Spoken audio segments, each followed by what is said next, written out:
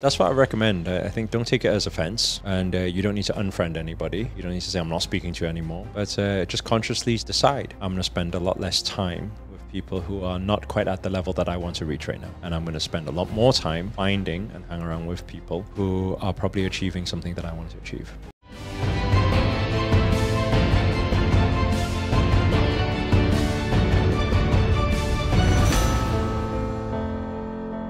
Okay, so over to our next question. And this question is from Anonymous. How do you brainwash yourself to be rich? Repetition. That's all. Repetition, environment, surrounding, tribe is your vibe, network is your net worth. So change your surrounding, I think is the basic answer to that. So when you say repetition, what things did you do repeatedly that you recall on a daily basis? That's quite easy to do as a repetitive thing. I forced myself to hang around with very wealthy people.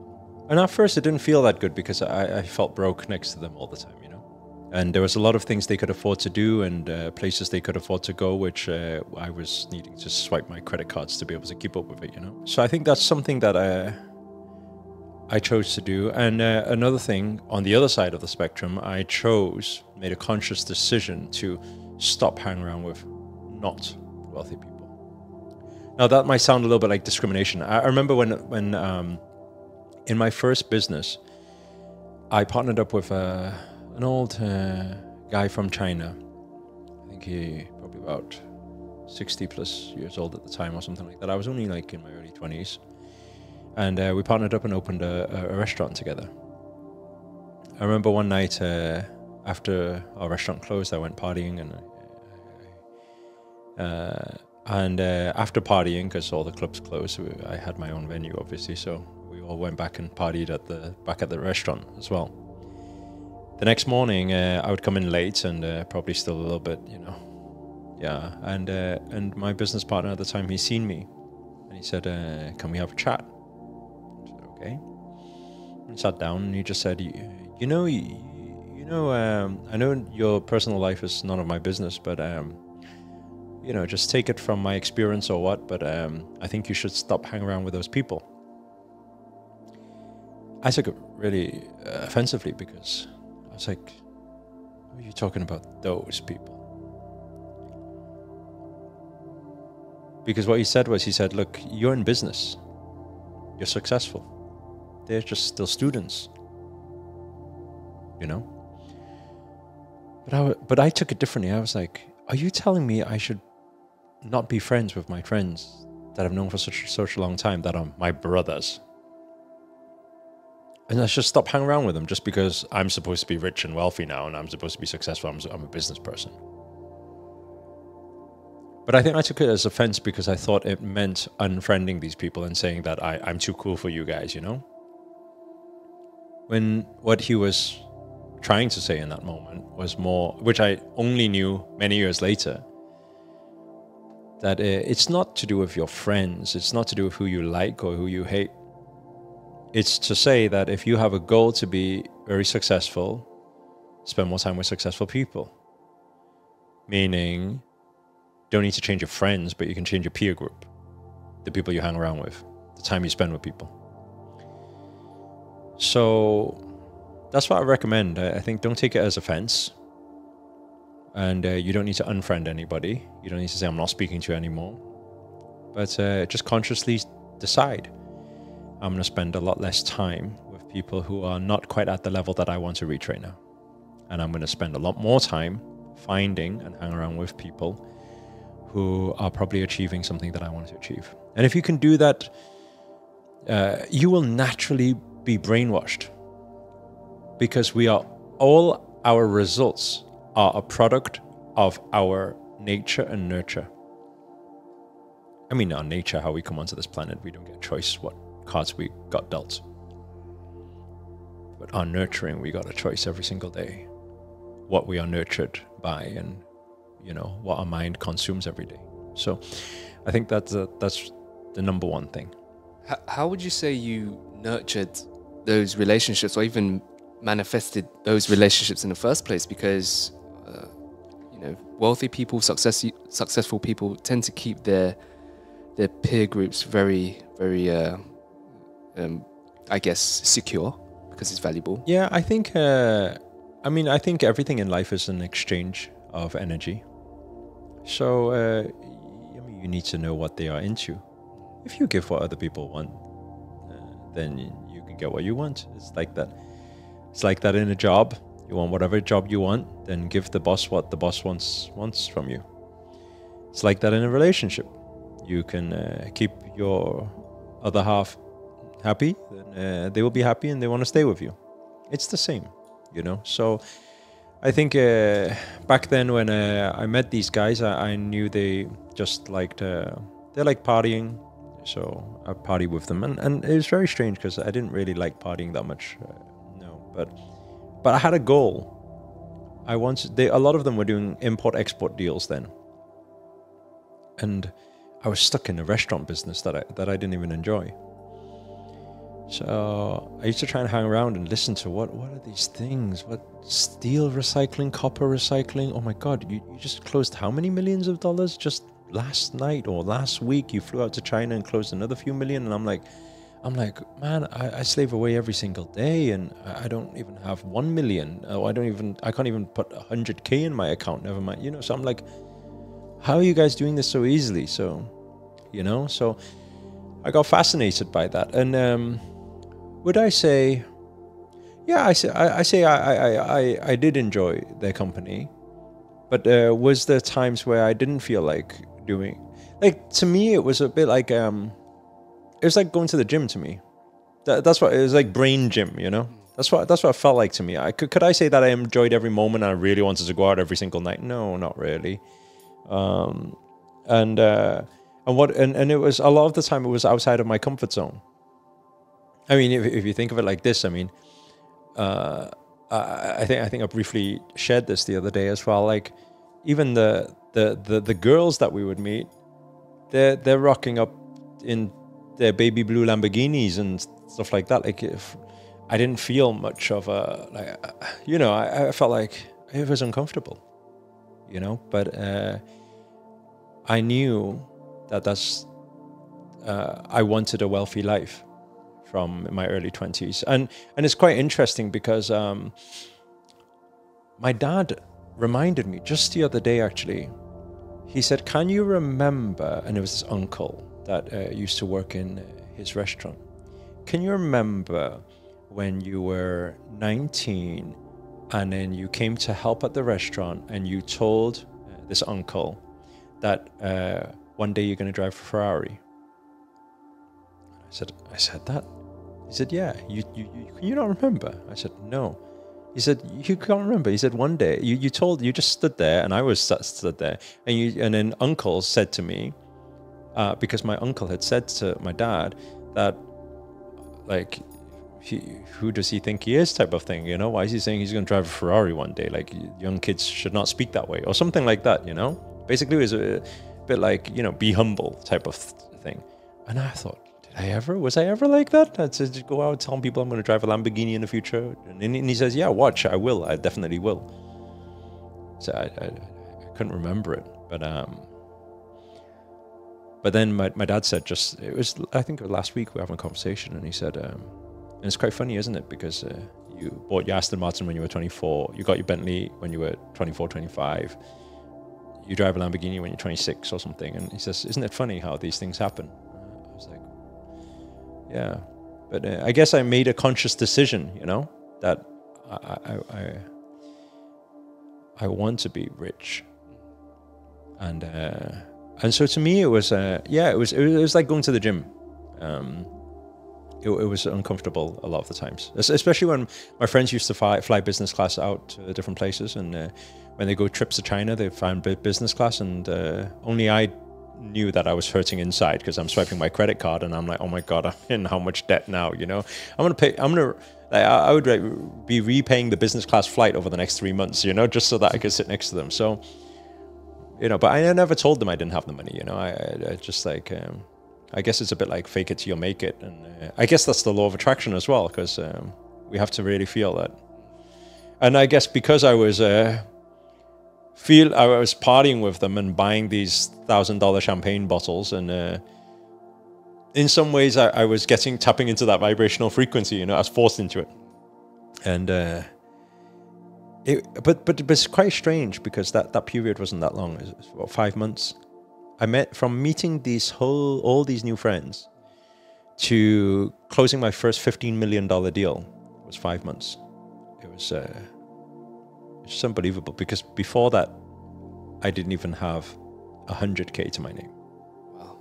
And it was literally no 100K. Then suddenly in one of our business accounts, it's like, oh, why is there 15 million there? You know, one day closing one deal. So it's quite a quantum leap, you know.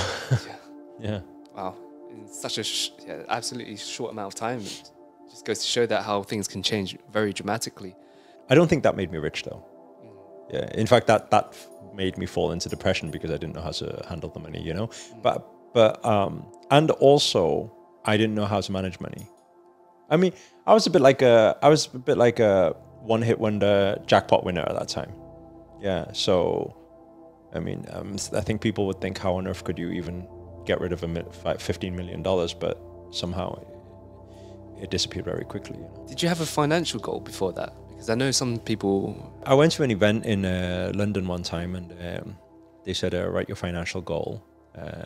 What are you trying to manifest or create? And I remember writing $1 million. And the only reason I wrote $1 million was because the speaker on stage was saying that, how are you going to manifest your first $1 million? So, okay, $1 million, that would be nice to have. And then after I wrote the $1 million, the speaker on stage said, whatever you want to manifest. What's that saying? They said, if you aim for the stars and if you miss, you land on the moon, or the other way around, right? Yeah, other way around. Yeah. So he said, so actually, if you've, whatever you've wrote, add a zero on the end. And I remember scratching it out and then writing $10 million. Wow. That was within those 5 months as well. I went to that seminar. And so it's very strange, you know. So the scripting was done. It wasn't consciously. Yeah, I don't think I would have ever set that goal for myself, because I'd had no concept of millions of dollars, what it meant, you know. So from that moment when you wrote that, and that 50 million, was it dollar or pound deal? I think dollars, because it was American guys, I remember, and then I just wrote dollars, I think. So how long between those moments passed until that manifested? Do you remember? Probably about 3-4 months. Yeah. Wow, so that is incredibly fast. Did you write a date on it as well? Was it dated? Yeah, I think I had wrote 1 year later or something like that. Wow. Yeah. Yeah, I think I've still got that notebook somewhere. It's in Dubai, I think. Yeah, because that was one of the first seminars I went to. Yeah. Okay, so I'm very curious. You don't have to answer this one. Have you wrote another one? Another financial goal like that? I haven't actually, because I'm at a very different. I got a very different frame of mind then, you know, and till to now. Bear in mind that was before I went into deep depression and wanted to suicide and built the charity, and this was quite a long time ago, you know. It's over 12, 13, 14, 15 years ago or something. So yeah, I don't have that now, because it's my there's no desire for a financial goal right now. Obviously becoming more abundant, wealthy is great, but I know that will happen anyway, because it has been happening for the past 5-6 years without me setting any goal. And I know it will continue to happen because I have quite a strong foundation right now around wealth, you know. So I think these foundations are, now, like back then it was like, back then it felt like I manifested winning the lottery. It felt a bit like that. But I couldn't keep it, you know, because there was no foundations. Right now I feel like it's a much more mature, wealthy person. So, and the foundation's strong, so I'm less emotional with any decisions. Just before we had lunch with Dad, and he kept trying to make me buy a house for him here in Hong Kong, and he also wants a new house in the UK as well. So he keeps saying, you know, he says, yeah, you've got the money in your account anyway, why don't you, you know? And you know, in the past I probably would, because if I see this, and I think that's a learning for a lot of people. Like, I think I spoke to you about this in Dubai before. In Dubai, I nearly bought just recently how much? £8 million or £9 million house. You went to view it, I think, one of those, yeah. So I nearly bought that, but I backed away from it because my sense kicked in, you know. Because now's not the right time to buy, because house pricing is high. Cryptocurrency investments is low. It's not the highest yet. It's on sale. Yeah, it's on sale. So it's not the time to do it. So, but it's hard, you know. I think it's hard. I could never do it as a kid, because if I see that there's a mansion that looks like Iron Man's house, and I know the money's in my account, I can buy it cash. You want that thing. I mean, a kid wants that thing. Why would you not buy it? But now, I think my wealth foundation is a lot stronger than then. So I will only buy things when they're on sale, and I will only sell things when they are up. And if I just stick to that, I never need to think about working another day in my life, you know. And that's that. Yeah. I don't touch investment money. I don't touch it at wrong times. What I'm saying is, it's there. I will only sell when it's higher, and I will buy more when it's lower.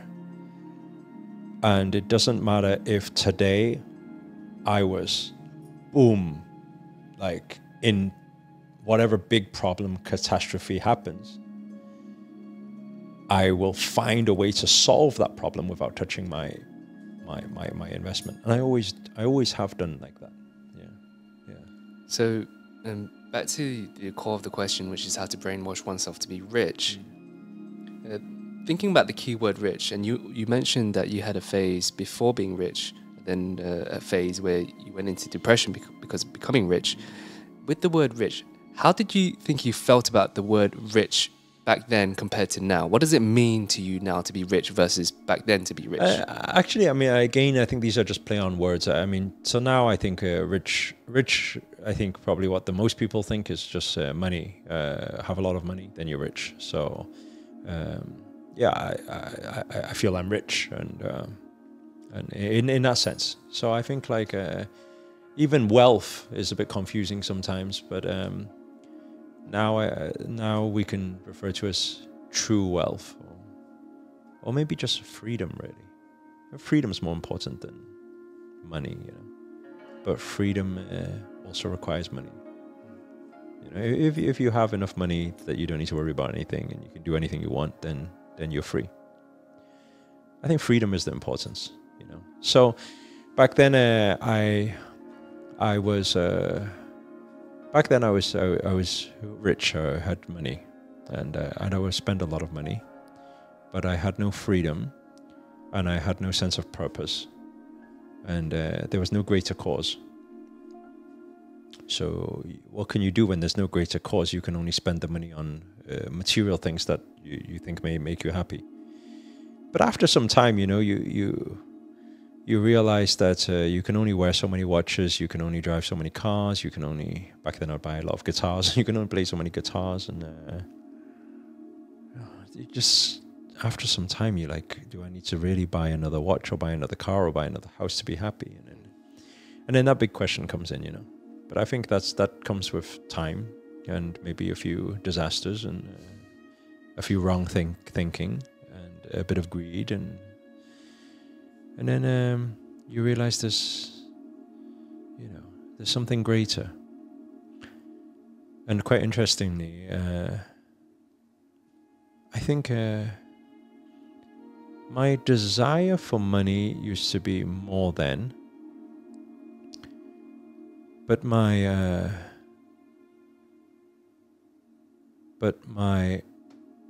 like how much I appreciate money is more now. So I think this is quite interesting, yeah, these two things. Like I felt like I needed more money then, but I feel I appreciate more money now. What do you appreciate about money now? Like how much it can do. Like how powerful this currency is. You know, it can save lives. It can literally determine a baby child whether they're going to live tomorrow or not. You know, and yeah. And then sometimes that becomes a different addiction, because that's when I started my charity about 12, 13 years ago, I became addicted to helping people with money, because that's something that, oh my God, I can be Superman with money. And then you see those kids that were, if not going to die before, and then now they're alive because, hey, you've done something right. And then you feel like you're Superman, you feel like you're invincible until you meet your kryptonite. And then the kryptonite is when you realize that you cannot change the world by yourself. Because eventually you run out of money. More people, you know. When I was in Kenya back then, I was like, all the villagers knew who I was. We were it was shocking actually. We were in Western Kenya, a place called Bungoma, and we traveled about 40 kilometers out to the nearest town. And then when we arrived, people will say, "Oh my God, you're that." They call me white there, so that you're that Mzungu who can you help my daughter? I need some money. I'm like, oh my God, how do you know that I'm that person? You know, but basically word gets around. There's some crazy Westerner who's giving away free money and trying to save the world here, so everybody comes for money. And then when I was 25, 26, there came a time when I started to my wealth started to decrease every month because I was spending too much time giving, and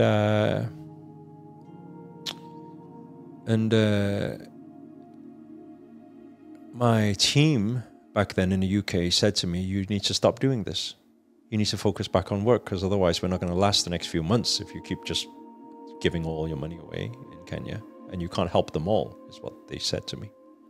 But I was like determined, I was keep helping.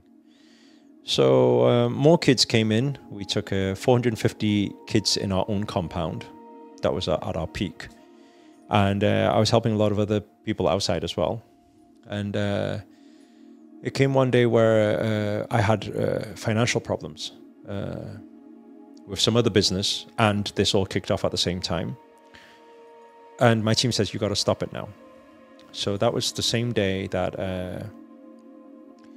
Mary, some village lady, came with her baby. The baby's name was Faith, and came to our hut, where our orphanage was, and said, "Can you save my baby? My baby's dying of malaria." And I said, "Mary," I said, "maybe we find some help in a village or something, because I don't think I can do this anymore." And then I don't know what, I was just hoping that we will find some help. And then it was during rain season, and then I was in the hut, and then I was just with our kids, and then suddenly in the middle of the night I heard this loud scream. I walk outside the hut, and then I see Mary holding a baby which is now dead in front of me. And then and I start beating myself up for it, because I'm like, "You idiot, you just let this baby die right in front of you, you know?" Like, that was really tough, because it was for the first time I felt like I found my purpose in life, which was beyond money or material. And then it's almost like, and I was like, why am I getting punished for this or something, you know? I thought I found my way. I thought I found my thing.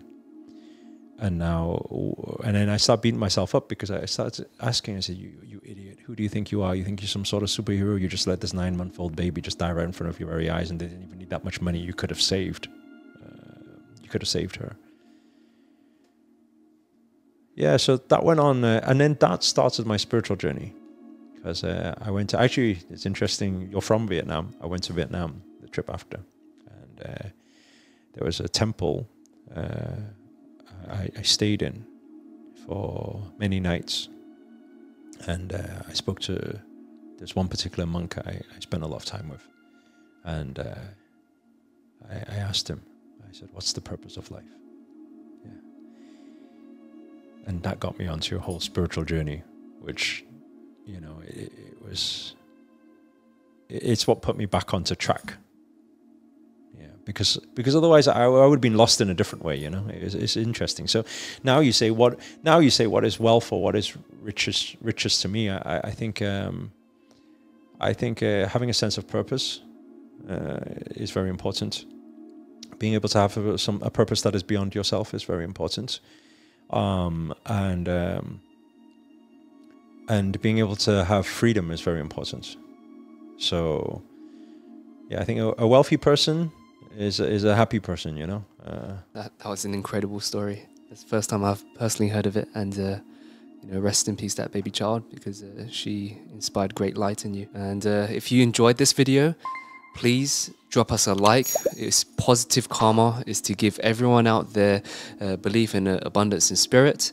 And also, if you resonate with this message, if there's anything you want to share in terms of what makes you feel rich, drop it in the comments below and give us your good karma and good riches so we can all unite in this abundance energy. And remember to subscribe by hitting the subscribe button below. Thank you very much. Thank you. Thank you. Thank you. Namaste.